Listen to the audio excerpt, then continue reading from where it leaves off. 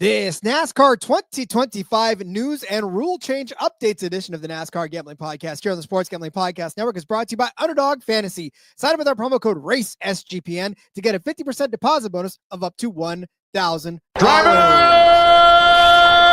start your engine!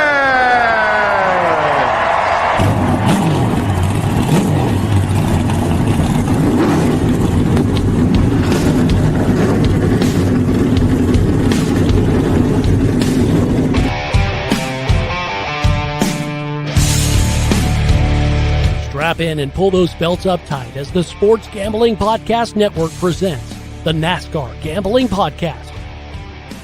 I'll wreck my mom to win a championship. I'll wreck your mom to win a championship. With all the news and the best bets for your NASCAR weekend. It refrains me from not beating the out of you right now because you ask me stupid questions. But since I'm on probation, I suppose that's improper to say as well. If you could talk about racing things, we could talk about racing things. Now, here are your hosts, Rod Villagomez and Cody Zeeb.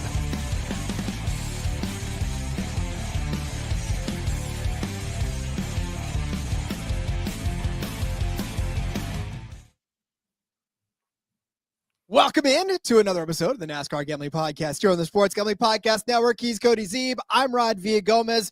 Welcome to an action-packed, I feel like everything that just happened over the last couple of days and even like before that, because, you know, again, we're down to 3 episodes a week here in this off season and for the foreseeable future, but it just feels like as stuff happens, it's like we need to have emergency episodes, like somebody said in the Discord, to catch everybody up. So I guess in a sense, Cody, this is our emergency episode. So welcome to an emergency episode of the show. Here it is, Rod. This is all of the stuff that's been happening, all of the news, all of the rule changes, everything that we're going to talk about on today's episode. It is the sign, right? We're Harry Gant number of days away from the Daytona 500. That means, Rod, less than 20 days until the Clash at Bowman Gray. We are almost there. The season is about to start. Everything is falling into place. And that's created so much news that, you know, we try to touch on a few news stories each episode.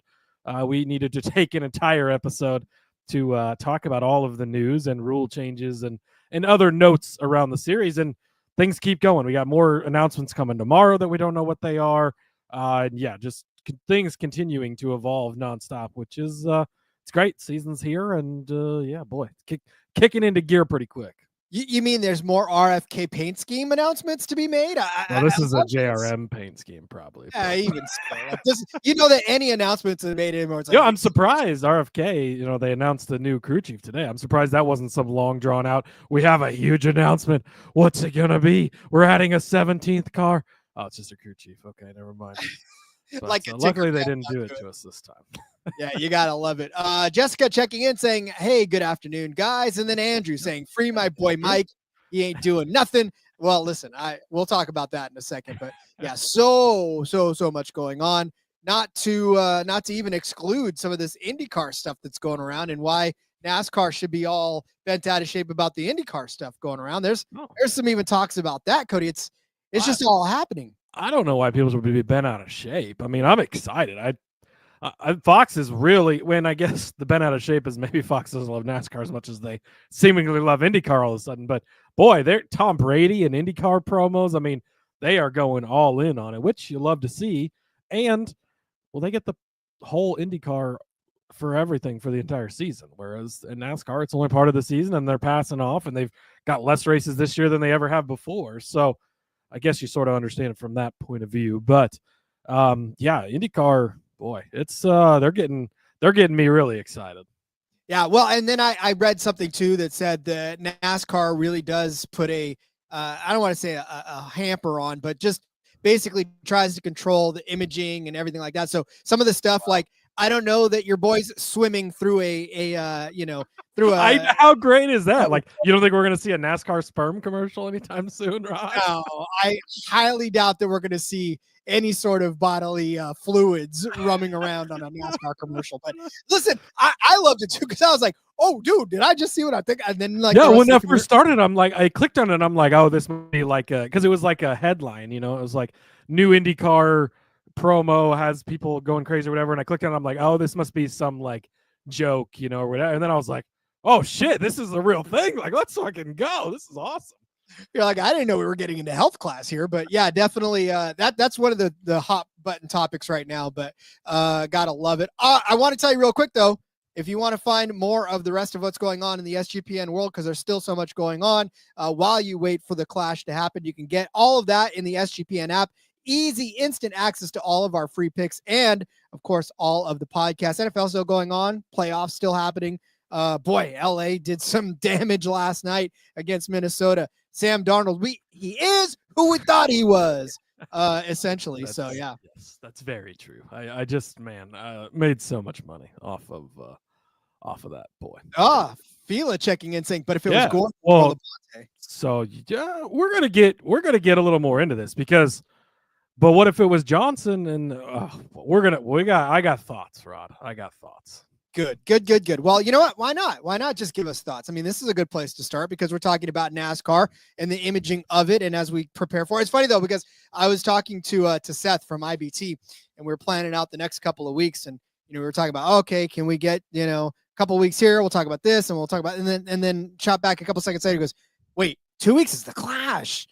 Like already we're like, oh my, saying like it's here. Like it season is, we're 19 days away from the green flag being thrown on the Clash at Bowman Gray. It's that close. So all right, let's start off, Rod. Again, we're just gonna go. Basically, we're going through news stories, rule changes. There's all sorts of stuff going on in the NASCAR world. So that's gonna be this entire episode.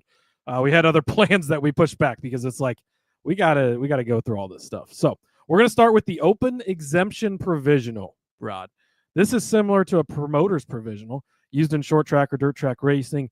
The open exemption provisional guarantees a starting spot for world-class drivers who enter a NASCAR Cup Series race.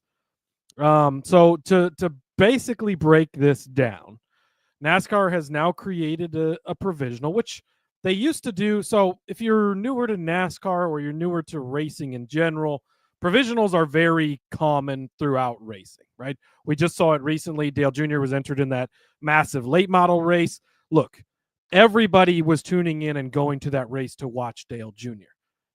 There was way more cars there than were actually going to make the main show. So he's given, if he needs it, a promoter's provisional. He's going to make the race because that's what everybody wants to see. That's what everybody came here for. Back in the 80s, Richard Petty started to miss races a lot, all the time. And so they brought in the past champions provisional, right? So you'd have, anytime a past champion was in the field, they're guaranteed to make the race. Now we make sure Richard Petty, one of the most popular drivers in the history of the sport, is in these races so that's what the fans want to see, right? And then that sort of turned into, through the 90s, early 2000s, you had guys like Darrell Waltrip hanging on way too long and starting in cars he shouldn't have been running in because you could go to a team and be like, look, I'm guaranteed to make the race. Like, let me drive your car, and then they could sell that to sponsors. And so they sort of did away with that. Plus you had the new charter deal, all this, where you have guaranteed cars anyways. And like, let's be honest, 40 cars can make a race. We don't ever see more than 40 entries. We haven't for the past few years, other than Daytona 500. Mexico could potentially change that this year. We'll see when we get there. So this is basically a Daytona 500 rule, but whatever. So this is for guys like Elio Castroneves, who's already been approved for this, to make sure that he makes the race because they want to entice guys like Elio, like a Lewis Hamilton were he to want to, or a Max Verstappen, any of these guys from other big series, if they're going to come over here, they're going to spend the time, the effort, sell the funding to the teams, all of the stuff. We want to make sure that they get in the race. So with this, Elio, and you have to be, it's all like most NASCAR rules, Rod. It's all up to NASCAR's discretion, right? And so you have to apply 90 days before. This is a new rule. I don't know how this all worked, but Elio's already been approved for the Daytona 500. So 36 charter cars are guaranteed to make the Daytona 500. Elio Castroneves is guaranteed to make the Daytona 500. The way that it works, he'll attempt to qualify. He'll run the duels. If he qualifies as one of the normal 40 cars, boom, we run with 40 cars. Great. Okay. He runs for prize money, all this stuff. If he doesn't qualify in as one of those 40 cars, they will add an additional 41st entry to the field. That will be Elio, but he won't be eligible for prize money. Now, you might say to yourself, why would you race and not get any prize money? But it's about the part of being able to make the race. Right now, he can say he was in the Daytona 500, and fuck, if you go win, who cares if he, I mean, sure, he'd love to get paid, but guy's doing fine, I'm pretty sure. So, but you can also sell that to sponsors, right? We're guaranteed to make the Daytona 500. Sure, you could go sponsor that MBM car, but they might not even have a driver, let alone make the race, right? So, or you can come sponsor Elio. He's going to be in the race. You're going to be in the 500. You're going to get TV time because it's Elio. So that's what this rule has put in place. So there is potential. We get 41 cars.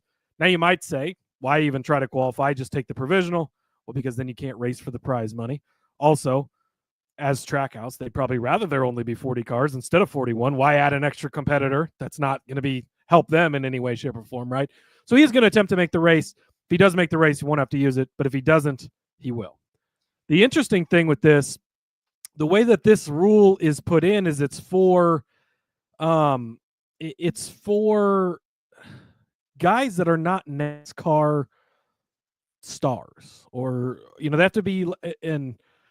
have to be a world-class driver outside of NASCAR, I guess is the way that it's put. So that means that Jimmy Johnson, 7-time champion, the greatest driver in the history of NASCAR, both of us will agree on that, is not guaranteed to make this race, but Elio Castroneves from IndyCar is guaranteed to make this race. That's where I start to draw a little bit of a problem. I understand bringing Elio in. I think that it's great. I think you're going to bring in other fan bases. He's obviously, from another country, so you're bringing in the Brazilian fan base, all these other things. It's all great for the sport. I get that. But Jimmy Johnson missing the Daytona 500 potentially, is that great for the sport? I don't see how a guy like him shouldn't be eligible for it. Martin Truex Jr., recently retired, as in he was just running full-time last season. He just won the championship, 7-8 years ago in 2017? We're not that far removed from that. He's not guaranteed to make this race. That's where I sort of draw a problem with this provisional. I do like the fact that they're open to the idea of going more than 40 cars. We've talked about that, right? I love that. And I do like the idea around it, but this is where, should we be? And I guess where is that line? And then you get into the charter deal and making them worth less.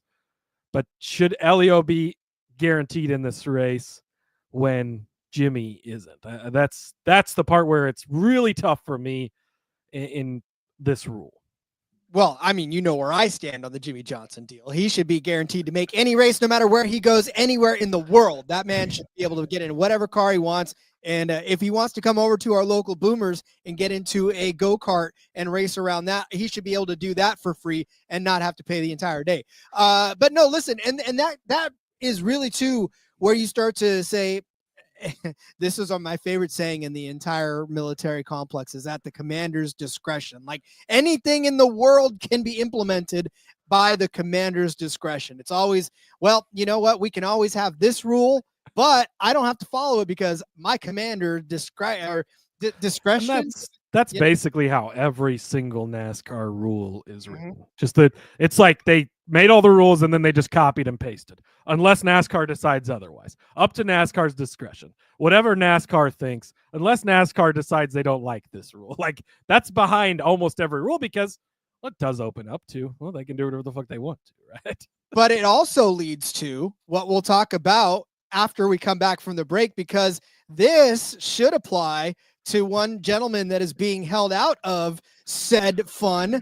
And we'll talk about it. And we'll have this debate, which is why I very much am looking forward to it on the other side of the break. So let's take a break and get right into that debate. But let me tell you first about DraftKings playoffs. Talking playoffs? You bet we are. Get in on the action at DraftKings Sportsbook, an official sports betting partner of the NFL. Scoring touchdowns is key to winning in the playoffs, and you can score big by betting on them at DraftKings, the #1 place to bet touchdowns. Ready to place your first bet? Try betting on something simple like a player to score 6. Go to the DraftKings Sportsbook app and make your pick. Got to love all of these. Look at I am been a big fan lately of esports, and you know me, I love my obscure sports. Well, the esports are going on right now, and Call of Duty League is happening right now. I'm looking right now at Cloud9 New York taking on LA Gorillas, mate. If you want to get in on some of that action, you can. The spread is at -1.5 for Cloud9 New York and +1.5 for LA Gorillas, mate. So if you feel a little froggy and you want to jump, head over to DraftKings right now to jump in on that action. New DraftKings customers can bet $5 to get $200 in bonus bets instantly.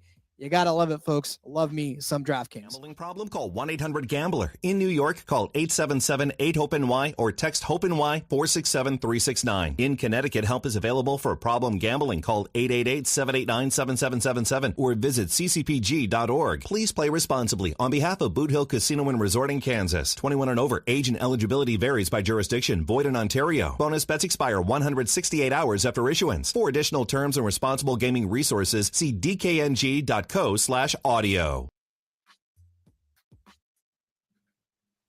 Okay, so as I alluded to on the previous side of the break, there's one man in particular that was his goal, Cody. It was his destiny to race in the Daytona 500.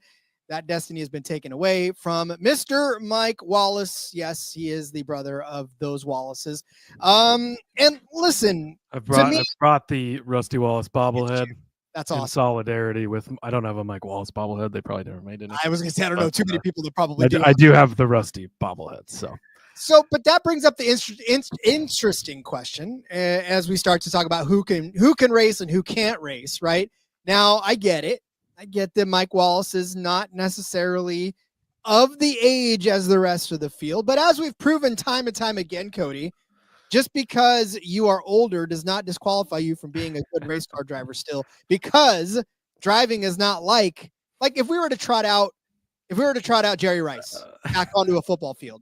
I mean, granted, he looks like that Tostitos commercial where Jerry and all those guys get out there on the football field. Yeah, if we were to do that right now, that you could tell.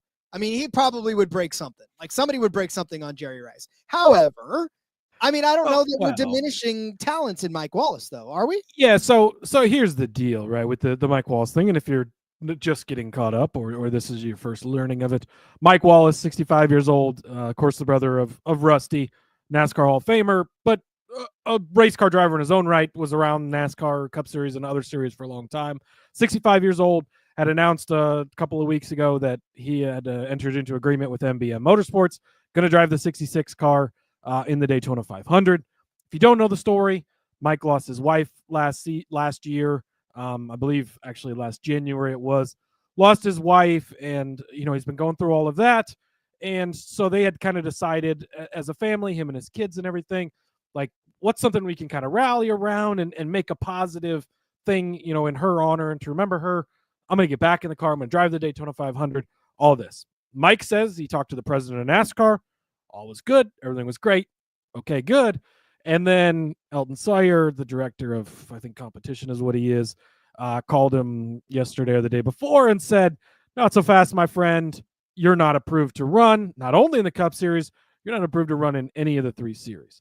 And so this is not an age thing by any means. NASCAR, you can, it's not like a football field. Like if a 65-year-old goes on an NFL field, they're probably going to die, really, if we're going to be completely honest, right? But we've seen older guys get in race cars. Obviously, that can bridge the gap. You're not going to be as talented as you were in your 30s, because it does fade in reaction time and all that. But old guys can still drive cars. Rod does it every day. Mike Waltrip has been in that several times over. He's been in cars when he's was it Morgan Shepherd? Gosh, you could look up and see how old he was last time.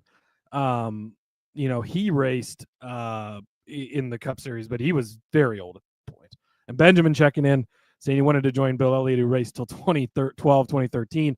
There's been a lot of guys. I mean, guys that really have stuck around. But age not the issue here. The issue is, and this actually post over Trioval Life over on Facebook. Great follow. If you have the Facebook, you should definitely follow them, check them out. But his argument is NASCAR absolutely made the right call by denying Mike Wallace entry into the Daytona 500. Never mind the fact that he's 65 years old. But his last Cup Series start came a decade ago in the 2015 Daytona 500. And the last time he was even in one of NASCAR's highest series was 2020 for the Xfinity Series, which was a road course, not on a bigger track. As good of a driver as he is, once racking up 9 wins between his Busch and truck careers, only one of those wins is in the last 20 years. That was at Talladega in a Truck Series race. But have to be honest, he was never an exceptional talent. So the main point to this is he's not been in one of these cars in a long time, and NASCAR has its processes, right? There's certain guys, or not certain, but there's people. Anytime anybody wants to race in the Cup Series, you have to get approved. You have to have so much time and have to have shown so much to NASCAR. Again, shocking as it may be, Rod, on a case-to-case basis, up to NASCAR's discretion. We've never heard that before, right? But you have to be approved by them. A lot of times they'll want you to run an ARCA race. Now, people are freaking out. Well, Helio Castroneves never raced in a stock car before. Okay, not the same thing. Helio Castroneves in 2021 just won the Indy 500, Rod. So I understand it's not a stock car, but those are faster and more dangerous than Cup cars are. He is a world-class driver, currently has still been actively racing up over the past couple of years. I don't think he entered this the 24 Indy 500, but I believe he was in it in 23 most recently. So he's been around, and then he doesn't have any NASCAR experience. He's raced IROC at Daytona and Talladega before. That's the extent of it. But he is currently still on the tail end of being a world-class driver. This isn't he's been out of the car for 10 years, which is a big difference. He is going to run the ARCA race. Guys like SVG were able to come over with that's different because they're still actively racing and proving that. Mike Wallace has not been racing. He's not picked up a steering wheel in a while. That's why they've declined this. So I get why they turned it down, but also it's like, make him run the ARCA race. Maybe everybody and their brother is running in the ARCA race. Helio's going to be in there along with a lot of other people that need that extra track time and seat time to be able to be qualified. So I don't know. It seems strange to me, especially if the president of NASCAR, which is what he is saying, told him that he was good to go, why he's not being allowed to all of a sudden. It does seem kind of silly. That's the only reason I have a problem with it, is that if you're already been told you're good to go and then like a month before somebody picks up the phone and goes, oh, you know what? Nah, I'm sorry. That never came through my desk. So guess what? No, you can't do it. Like, just let him do it. If you already said yes. Benjamin saying, hey, just wanted to. Here's the Bill Elliott Funko Pop, too, if we're going to get crazy. Oh, I love that. I just got that for Christmas. It's beautiful. Ooh, that is beautiful. Benjamin saying, hey, just wanted to join it, but Bill Elliott, he just wanted to join Bill Elliott race to 2013. And then he's kind of talked him into the logic. Oh, yeah, I see that why he gets started. Bill raced forever. It's not as if he'd one of the greats. Brought the championship provisional. So Bill Elliott's the greatest ever, just for the record. Oh, just kidding. And then Ben says, great podcast. Y'all do this every week. Yes, we do. Actually, we do it every three times a week. Yeah. Not 3 times a day. 3 times a day would be a lot. 3 times a week, though. We are here all through the offseason. We've been here. So go back and listen to all those episodes. We're breaking stuff down. We're going to continue to break stuff down. And then as we get into the season, 3 times a week as well. Covering the Cup Series, trucks, Xfinity, fantasy stuff, betting on the race. Yes, all of it. So click the subscribe button. Welcome in. Click the little bell. We go live. Almost majority of our shows are live. We like to interact with the chat, take questions, and all that as well. So that goes to Benjamin and anybody else out there as well. So yeah, I guess that pretty much covers all the Mike Wallace stuff. It's one of those things where I get why they didn't, but at the same time, the guy's got plenty of starts. He's actually and Chiefs, in the Rowdy, I guess he's changes his name too much. I guess it's only once he changed his name. But Rowdy over in the Discord was talking about how he was going to bet him top 5 for the Daytona 500. And if he made the race, that would be an interesting bet. He's been a very good super speedway guy over the years. Again, making the race could be a tricky part and all that, but it is a bit sad to see Mike not being able to race. I concur. And welcome aboard, Benjamin. You got a sub. Thanks, So good. One more closer to the 1,000 mark. So we're getting there. Got to love it. All right, listen, we're gonna go. I want to go commercial free, Cody, so we can talk about the rest of this and get through it, because there is a lot to get through. So we've hardly scratched the surface, right? Oh my God, we've covered one, and in fine us fashion, we got 2 stories then. Okay, 2 stories, fine. All right, let's continue to get more stories in. But first, let me tell you about Steak SG, not the steak like you eat the steak, but steak like steak. As in, if you're listening to this and you're an F1 fan as well, yes, that steak, the whole Kick Sauber steak team over there. We're partnered with Stake, actually. The America's ultimate social casino, Stake.us.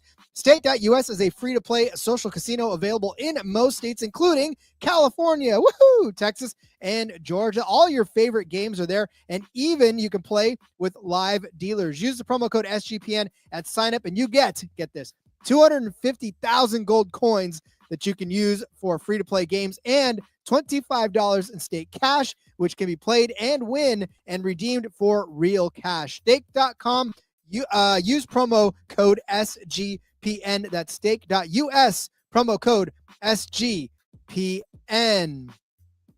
Let's tell you about Underdog. Underdog Pick'em has one of the biggest menus for all of sports. Underdog is always making it easier to win with profit boosts and gimme pick'ems. There's NFL, college football, college basketball, MMA, NBA, NASCAR, Formula One, and more. Even esports is up there. You can also use specials and boosts on all flexed entries. You're going to get tired of me talking about esports, but I don't care. It's been a lot of fun watching kids play games and being able to make money off of it. So, I used it for Ladd McConkey last week. I sure as hell hope that I hammered that drum for Ladd McConkey over 70 or higher than 70.5 receiving yards. And boy, he blew that up and then some. In fact, he doubled it. So I don't know if you can get double on Underdog, but that'd be fun to do anyway. So, try that again next week. So sign up with our promo code RACESGPN to claim your special pick and first-time deposit offer up to $1,000 in bonus cash. UnderdogFantasy.com, promo code RACESGPN. Ladd McConkey is probably the only good thing that the Chargers had going for them last week. Those games were by and large horrendous, except for... Well, you know what it is, Rod. The committee got it wrong. They didn't pick the right playoff teams. If they would have put in the good teams, then we would have had better matchups. I think that's how the argument goes. Ash checking in from across the pond, 10:45 in the evening over there in England. Hello, Ash. Nice to see you. It's been a little while. James Hilton was 79 when he retired from the ARCA series. And I did look it up. Morgan Shepherd was 72 years old, 9 months and 1 day old when he made his last NASCAR Cup Series start. And then also, where did I see somebody? This is saying Herschel McGriff started a NASCAR race at the age of 90 years old. I don't know. I have to dig more into that story, which I don't have time for at the moment. But I would be interested if that was an actual like NASCAR race or a NASCAR affiliated race. Either way. Or a start park. Yeah. Kevin checking in. Hey, Kevin, how's it going? Says, yes, Mike should be able to race. Also, that seems to be the common consensus from like nobody's like, oh, great. Well, okay, Travel Life was like that. I read their post, but no, other than him, nobody's like, oh, this is a great decision. Like everybody thinks that that Mike should be allowed to race. And so, again, unfortunate that he's not going to be able to. Indeed. Let's see. So I know that there's a couple of rules that we need to get to. I think, did we talk about actually, where do you want to start, Cody? Because I know. Let's go to playoff waiver. So the playoff waiver policy has changed, and this could be huge changes, right? So if a player needs a waiver for a non-medical reason, so Kyle Larson driving the Indy. This is the Kyle Larson rule, right? And Jeff Gluck, whose tweet I have pulled up here, says, AKA Larson getting that Coke 600 waiver. They lose all their playoff points for the entire season, wiped clean. So medical reasons, Rod, include Chase Elliott breaking his leg snowboarding, include Alex Bowman breaking his back in a sprint car race, include you had to leave because you had a birth of a child. That's a medical reason. That's included.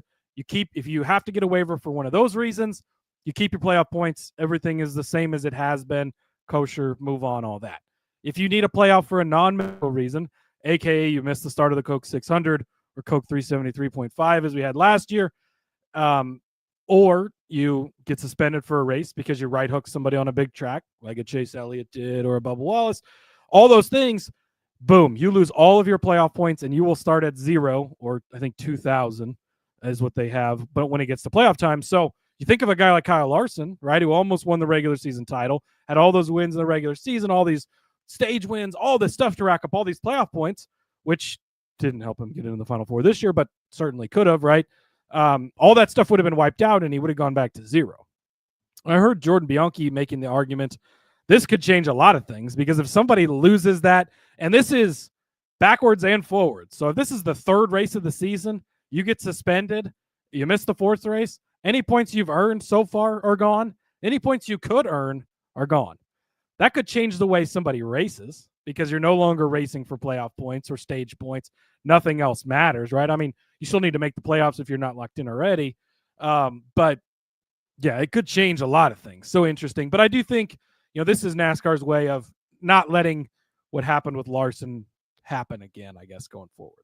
And really what this ultimately does, and so NASCAR wants people to be focused on NASCAR, and for good reason, obviously, because it's the main thing that they do. It's what you get paid for. It's like jobs that don't like you to moonlight because they think that it would take away from any other thing that they've got going on in their company. So, they make rules against it, or they make it difficult for you to do that kind of thing. I get it. I completely understand, because what that does is it keeps you focused on the task at hand.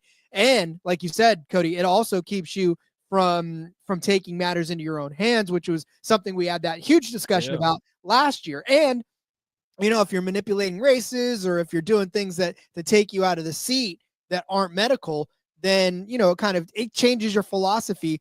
But here's the thing. And we've watched enough races. We've watched enough cars go around the track in our life to understand that they will find a way. Life will find a way. So yes, this is a cat and mouse game that they're going to continue to play, because, right now it says that you are going to suffer these consequences should you do something. But maybe we try to pinch a little bit or poke a little bit at this and see how far we can stretch this rule to make it to where it is. So I understand where it's coming from now. What I'm curious about is 4 or 5 years from now, how this stands up under continual pressure from teams to push the edge. Yeah, I mean, I would say it's pretty straightforward, because it should eliminate multiple things. It should eliminate skipping the start of a race, like because of the Indy 500. Obviously, assuming that day goes as planned without weather, he's going to make the start of. Oh, am I still there, Rod? I can still hear you. Hello. I just couldn't see back. you for a second. You're gonna make the start of the Coke 600 in time, anyways. So hopefully we don't have fluky weather again, and that's not an issue going forward. But I think this also really impacts the right hooking people and taking things into your own hand, because you get that suspension and you're screwed, and then you're just behind the 8 ball. And how many times have we seen one mistake, one bad race in the playoffs, all of a sudden, we lose out, we miss the next round. Well, now if you don't have any of those playoff points to fall back on, or that mulligan, so to speak, in your pocket, that's a scary thing. So I think it is going to calm some people down and maybe make them think twice. One other thing that's covered in this, so you wouldn't lose the playoff points for non-medical reasons. You also wouldn't for a waiver for age restrictions, which is not going to come into play in the Cup Series. But in the Truck Series, we've seen it recently. Jake Garcia, Taylor Gray, they weren't allowed to race at Daytona, Atlanta to start the season because they were only 17. And so they needed a waiver to compete for points, even though they missed the first couple of races. So, once they were able to start racing at Las Vegas or Martinsville or wherever the first race they're able to start racing is, they would be able to accrue playoff points from there going forward, because it's an age-related waiver. Not much they can do about that. So thank goodness for that. TK saying it sounds like a good change in theory. Well, I mean, that's always the thing, right? Is in theory, until a situation arises and it's like, well, fuck, we didn't think about this at the time, right? And that's how all these rules evolve over time. That's how life evolves over time. My brother checking in saying, does this stop Larson from doing the double? No, it doesn't. He's going to do it. It will make sure that he's there for the start of the Coke 600. So if they, and I think last year they didn't have a backup driver prepared, like they had said to Tony Kanaan, but he didn't even take the classes to be there. Like, they're going to have plans in place this year. And the reason they didn't have anybody prepared was there was no way he wasn't not finishing that race. And they knew he was going to miss the start if there was weather. That was the plan all along. NASCAR had told him they were going to get a waiver. Then NASCAR was pissed about it. NASCAR still gave him the waiver. It's all fine and dandy. Now we changed the rule. So going forward, if Indy 500 is delayed at the start, he's going to run the race until the point. Actually, I don't know that Indy allows driver changes once the race starts. I don't think they do. I don't think they do. I think that's only after the qualifying and stuff. So maybe somebody else starts the race then, if it's pushed back far enough, or they just park the car. Could be either of those, but he will still race. Just to catch up with Benjamin here too, wanted to know what Ryan Blaney's going to do in the 500. If you go back on our episodes, we talked about early Daytona 500 odds. Blaney is a favorite for good reason. Might make him hard to bet on, but he should be really good. We're going to continue to talk about the 500 as we get closer as well. He says that he thinks that would be nuts. Seriously think he has a great chance. I think he's talking about Larson in the 500, saying that he's got that Gordon factor where he jumps in and wins. He's actually one of the favorites already. I think he's like 7-1 to win the Indy 500. So, and we saw it last year, right? He was very good in that race. Fifth place car for most of the day. So yeah. And really would have been top 5 at the end of the day if it wasn't for that late penalty. So very excited to talk more about that as we get closer. Very frustrating stuff from that one. Yeah, I'm looking forward to that too, because he was so damn good, and I think he's going to be so damn good again. Now, hopefully that his attention won't be split because he won't be worrying about weather, which is kind of a big thing too. You make a mental mistake in a car you've never been in because you're probably thinking about 15 other things at the same time. All right, Cody, what other rules should we start to break down? Yeah, so another one, NASCAR's announced that manufacturers can now be penalized for violations of NASCAR rules by being docked manufacturer points and or loss of wind tunnel hours, loss of RCFD runs, also suspensions for technical violations can be deferred. Okay, so that's a different one. So the manufacturer part of this, obviously we had the deal at Martinsville to end the season. The Chevrolets were clearly blocking people, not allowing to pass. But there was nothing NASCAR could do about it because knowing, and it was very clear on the radio, right? Does the one know the plan? Austin Dillon says. Well, what's the plan? What plan? What are we talking about? What could the plan possibly be, Rod? As they then drive side by side for the next 3 hours and don't allow anybody to pass. But NASCAR can now penalize the manufacturers. The manufacturer points race is a big thing for the manufacturers. And then obviously loss of wind tunnel hours, it hits them right in the pocket of, that's less time to prepare these cars and continue to be good. So that's important, I think, to keep the integrity in there and that part of things. They also did change the rule. Remember, it was the 100% rule, Rod, after the Michael Waltrip debacle, Michael Waltrip Racing debacle, where you had to give 100%. And then it was like, well, that's kind of silly because how could you possibly be given 100% all the time if you're trying to save tires or fuel or whatever? They've changed that to now you can't manipulate the race, essentially, is the new rule. So obviously we saw multiple instances of that with that, the Austin Dillon deal earlier on in the season as well. So just kind of cleaning up the language as far as that rule goes, and then giving themselves the ability to actually punish the manufacturers for manipulating the race also. Listen, sometimes you can only get away with things once, and that's all you need to get away with it. And then of course you ruin it for everybody else afterwards. But yeah, sometimes you can only do it once, and that's all you can do. So yeah, they're catching up with them, and that's fine. But again, all these little rule changes too are reactionary, and we know that most rule changes in this world are reactionary. So that goes across sports or just life in general, right? You don't have that rule until somebody's dumb enough to do that, and then you're like, oh, we have to make a rule. Why can't you do this? And it's like, well, let me tell you about the one time that Bob did that, and that's why. So cleaning up some other stuff.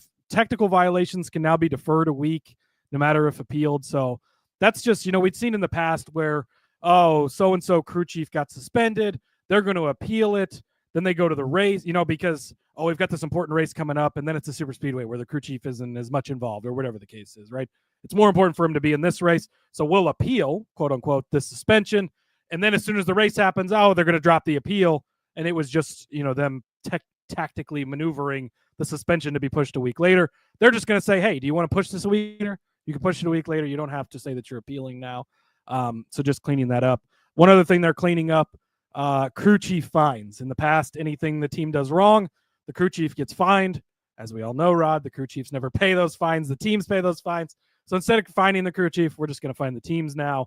So really, that's just a change in language and cleaning up the language to say, hey, instead of Rod being responsible for the fine, SGPN's responsible for the fine now, even though SGPN's been paying the fines the whole time. I'm about to say, can that really be a thing? Because I would 100% go after that one in wholeheartedly go for it. Yeah, and again, that's nothing more than semantics. All we're doing is closing the loop on something that everybody knows it's going on already. So I know that in day-to-day operations, that's not going to make much of a difference. As far as that 100% rule, yeah, talk about that. That's kind of where the language is concerned as well. Sometimes you just have to, like you said, sometimes you just have to hard and fast say, all right, fine. If you really want to try to interpret it, no interpretations. This is what we mean. This is what we're going to punish going forward. I guess that's not going to affect anybody here or there. So, all right. Anything else big that we're? So I think that was all of the big rule changes, big news as far as the Mike Wallace deal, all of that. There are some other minor news things that we could touch on, Rob. Yeah. Okay. I like that. Unless you had anything else pulled up on your docket there.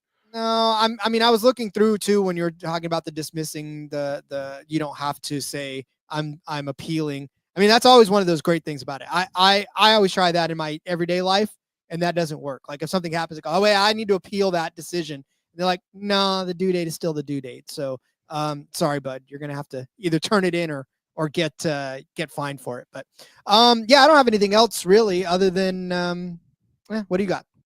Yeah, so a couple other minor things here, and it might be major to your pocketbook as we continue to go through the season. Fast Pasta's back, Rod. Anthony Alfredo is going to drive the Young's Motorsports number 42 Xfinity Series car for 2025. Dude Wipes continues to follow him around and go wherever. So we saw him in the Our Motorsports car, I think the last couple of years, or maybe it was 1 year. He's jumped around a lot, but anywhere he's been, he's got his spots, right? He's not going to be a contender every week and probably not going to contend for wins in this car outside of super speedways where he's really good at. So we're going to be talking about him plenty there. There's going to be some spots where you're going to get an opportunity, top 5 bet. Maybe he gets thrown in a crappier group and he'll be able to stand out a little bit. A couple of things I like about this is Alfredo's already been a guy that we've liked to bet in the past, kind of a sneaky guy, right? So you have that. Then you have this Young's Motorsports car, which they've been a truck team for a long time, expanded into Xfinity, and we're like, what are you doing? Do you guys, what's going on here? But we actually talked a good amount about Leland Honeyman last year in that car, not only when he got stuck under the barrier and screwed Parker Kligerman. Well, he didn't screw him, but NASCAR screwed Parker Kligerman out of that win. We're not going to rehash all of that. But he was a sneaky DFS play all season long. The car was solid, and he got good performance out of it. Now you're taking a massive upgrade in driver from Leland Honeyman to Anthony Alfredo and putting Alfredo in there.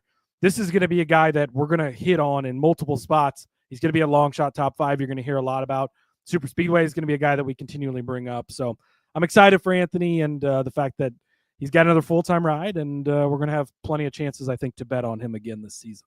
Oh yeah, we'll definitely be talking about him quite a bit as the season rolls on. I mean, again, like you said, we've done that time and time again with him, and now he's in a decent enough ride to where we're not going to be shying away from taking him on not just super speedways and some of these other tracks that we were using him on, but in everyday ovals and stuff like that. So Benjamin talking about he's confused with the charter system. I will say, Benjamin, that we do have an episode. There is an episode for that. If you go back, probably most questions you have. We've been talking 3 days, 3 podcasts, 3 shows a week, all off season. So we've covered a lot of topics. And, as news kind of comes out, we'll touch on things, especially at the beginning of shows. We sort of open that way before we get into whatever the topic of the day is in a general sense. So there's an announcement tomorrow, Rod. This could be that, JRM is painting their garage. It could be that they're putting new lines in the parking lot. It could be that they're fielding a Daytona 500 entry. Who knows? So Junior Motorsports, Dale Jr., Kelly Earnhardt Miller, they're going to be joined by two special guests for a 2025 Daytona announcement. This will be Wednesday, January 15th at 4 o'clock Eastern time. So by the time we record tomorrow's episode, we'll have the news, whatever the news may be. Now, the first thing you see everybody's jumping to is, oh my God, Martin Truex Jr. in the Daytona 500 in a JRM car. I hate to be the one to burst your bubble. That is not going to be the case. Martin Truex Jr. has publicly stated, actually to Dale on his own podcast, that he's a Toyota driver still. He's only going to, because Dale was excited, like, oh, we're getting you in our cars, like, oh, this is great. And Martin's like, yeah, sorry, I'm still with Toyota. So Truex is going to be in the 500. They've already announced that. It's likely going to be a Tricon entry prepared by JGR. That's all been reported, not officially announced. But this announcement is not going to be about Truex. Not going to be about Martin Truex, I should say, Rod. I should be clear on that. It's not going to be about Martin Truex. Ryan, who knows? Maybe, right? But, a lot of speculation that this is a Daytona 500 entry. That, to me, we've learned so much to be cautious about these big announcements because it's an RFK paint scheme half the time when they've got a big announcement, even though that there's a big announcement. Like, literally, we knew for 6 months that Ryan Preece was going to be the third driver. They kept having big announcements, and we painted the lines in the parking lot, and you're like, really? Okay, thanks. So don't get too excited. But if it is a 500 entry, I think that would be interesting. What driver it might be, I think, who knows, right? Could be any number of people. You would assume that's, if they were going to enter into the 500, it's essentially a fifth Hendrick car, right? So does Hendrick have somebody in line that they want to see? Like, that's where you wonder, a guy like Connor Zilic, I don't even know if he would be approved to run that race. Like, that's kind of, I guess, where the mind goes first. So, but Dale Jr. is also like very much known for being a super tight ass with money and all this stuff. So I find it hard to believe that they're going to field an entry in a loaded field that's already got 42, 43, 44 entries. There's possibly going to be up to like 48 entries in this race with only, the 4 spots on the line that aren't chartered. Is he going to field an entry, put it all together, sell the sponsorship, do all this stuff, pay all this money, and potentially not even make the race? I don't know that Dale wants to do that when he's already so iffy on money as it is. So I'd be a little surprised if it's a 500 entry. Maybe it is. If so, who would it be? I don't know. Is this they're entering a fifth car into the Xfinity Daytona race? I think that's more likely, right? I think that wouldn't be a shocking thing. It's Daytona, it's Xfinity, and obviously you field 5, 6, 10 cars all the time anyways. So, and it's a Daytona announcement specifically, not a Daytona 500 announcement. So people are getting pretty excited, but I'd probably pump the brakes on the excitement a little bit. It's a pre-party. That's all it is. The JRM pre-party at Daytona is happening with Pitbull playing Trackhouse music and all that other good stuff. No, I'm just gonna withhold any excitement until tomorrow because, like you said, it's just once you get excited for these and then they're like, oh, we're unveiling a new paint scheme. You're like, come on, man. Well, and SVG is going to be running the 88 car this season. Could this be a throwback that they're going to run with SVG on the 88 and Dale Jr. is like a honorary car owner for the like it could be something as stupid as that. Maybe it won't be, but don't be all excited it's going to be Martin Truex Jr. because it's not. I'm telling you, it's not going to be Martin Truex Jr. because unless he's been bought out of his Toyota contract or something, which I don't see why he would do that when he's going to have opportunities for race for Gibbs all season in Xfinity. It might not be much, or maybe it's something exciting, and we'll talk about it tomorrow more on the show. This is a little exciting for me, Rod. The CW has announced their broadcast team. If you don't remember, we have a lot of changing of the television stuff in the Cup Series. Xfinity, all CW, all year. You're going to find every Xfinity race there. CW is free, Rod. You can get it over the air on your antenna. You don't have to pay for anything. That's great. They've announced their booth lineup this season. It's going to be Adam Alexander, who you're probably used to from Fox over on the Truck Series. He's going to be joined by Jamie McMurray, he's great in the booth. I love Jamie McMurray. And Parker Kligerman as well. Of course, Kligerman is retired from full-time racing now. I think we'll still see him on a part-time basis, but he's going to be in the Xfinity booth with Adam and Jamie now. And I'm pretty excited for that because I think that's going to be a pretty strong lineup for Xfinity races. And, we get the same crew for all of the Truck Series because they're on Fox FS1, but Fox Network throughout the entire season. And now you're going to have that with the CW and Xfinity because it's all the whole season, all on CW there. So this will be your crew for a week-to-week basis. Yeah, Kligerman's done such a good job on the pit and on the wall and behind the wall. I'll be very interested to see if he can hang in the booth, which I think he can. I think he can. Yeah. He's already proven that he's really good on television and he's got podcasts and all that stuff as well. So yeah, he's going to handle it really well. So sad because we love Parker in the Xfinity series. He got that win last year that they took away from him, Rod, but that we recognize over here. But yeah, sad to see that. Indeed. Benjamin apologizing, never apologize, Benjamin. We will answer anything and everything that we can. But we also do know that we got to keep the show moving along because we tend to be a little long-winded. So there's just that, but just a little bit. And then Ash saying, is it Adam Alexander also doing the races on Prime? I believe yes. I believe it was Adam Letarte and Dale Jr. on Prime, I think so. Yes, Adam Alexander, Steve Letarte, and Dale Jr. So yeah, and you're able to cross networks. Like Adam Alexander's been the truck guy for a long time, and I haven't seen a Truck Series lineup, but he could still be on that on Fox. We see a lot of times guys can jump from one, they're essentially independent contractors or whatever, sort of like we are with this. But you can jump from network to network, and you even see that a lot of times for announcers on all sorts of things. I was watching the NCAA volleyball tournament recently. Big Nebraska Cornhuskers fan, if you didn't know. Our volleyball team is the only good thing we got going around here. And you do see the same announcers, whether it's on ESPN or Fox or whatever. They jump from platform to platform. So, yes, we'll get a lot of Adam Alexander, this coming season. I will say that there is one other thing, and I think I would like to close with this because this is we're coming up on an hour now, kids, and it's about time for me to go to bed, even though it is 3:12 in the afternoon here in California. But a new driver announcement in ARCA Menards series, and this is notable because we, of course, as girl dads, like to celebrate the new drivers that come in the female variety. So Amber Balcian, Backlund. What? It's Backlund. But it's BALC. Okay. Yeah. Backlund. Yeah. She's been around. It's a Canadian name. I do know that. And look at that. You say Canada, JDK jumps in the chat. It's crazy how that works. That was What's good. Up, JDK? Afternoon, fellas, dropping in late. Right as we talk about a Canadian driver. Look at that. Oh, welcome, JDK. So she'll be driving the number 70 in the ARCA Menards series for a partial season.